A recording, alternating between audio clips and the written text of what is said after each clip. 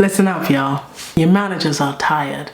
And when I say tired, I'm like, I need a nap, a raise, and a therapist. Kind of tired. And guess what? That's your fault. And it's your job to fix it. Hi, I'm Khalifa Oliver. I am an executive advisor, experience coach, and the author of I Think I Love My Job. So here's the problem. Managers tend to be the shock absorbers of any organization. And when you think of middle management, they're absorbing from the top, they're absorbing pressure from the bottom, and that's a really tough place to be in. And it's more so than ever as businesses grow and as we go through economic changes, and they are absorbing way too much with no way out for themselves. They get a lot of blame and they get a lot of pressure. In fact, when you ask a lot of managers about their resources, they often say they don't have the resources to provide to their teams, and then their teams blame them, and that's a really tough spot for them to be in. Burnout with managers is through the roof, and when managers are struggling, here's the reality. So is your entire organization. If your managers are sick, your organization is sick.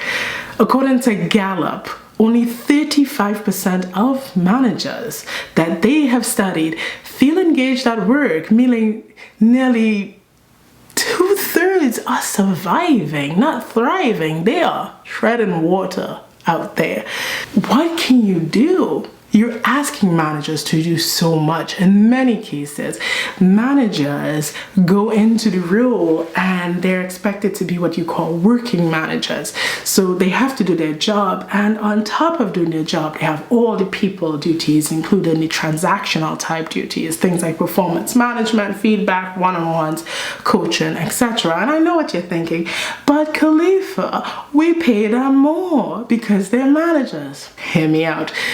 Usually the incremental increase in payment for a manager who goes from an individual contributor to a working manager, especially as we start expanding people's scope because we're actually decreasing leadership at the top to flatten organizations, it's not enough.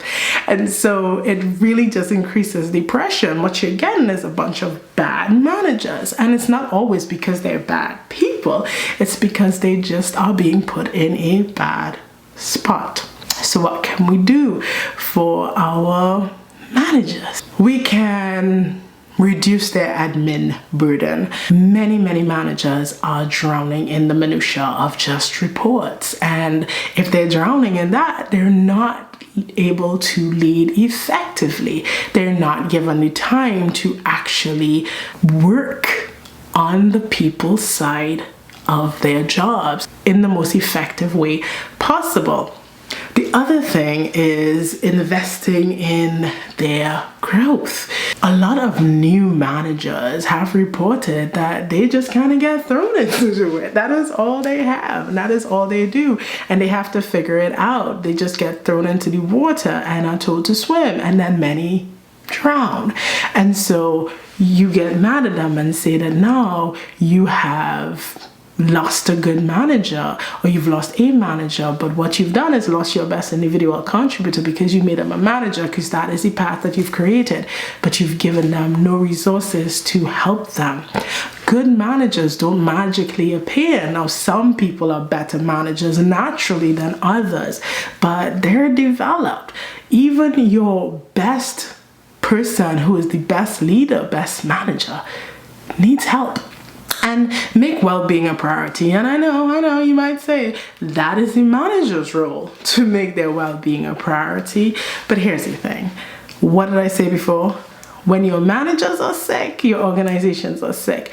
Burnt out managers can't pour from an empty cup, right? This is how toxic organizations are born. Many managers, people leaders at the front line are your culture drivers. They're the ones who execute the culture and your employer value proposition in the way that you hope that it can be done. But when they are burnt out and they are empty, how can they pour into your talent? And so Many people leave their managers, but in many cases, the managers feel like they are put in such a tough spot. So we need to invest a lot more in making sure managers have the time, capacity, and space to also take care of their own well-being. So if your managers are running on fumes, your whole organization is at risk. Take care of them before they decide finally that they need to take care of themselves by quitting, and you lose some of your most amazing managers and amazing talent.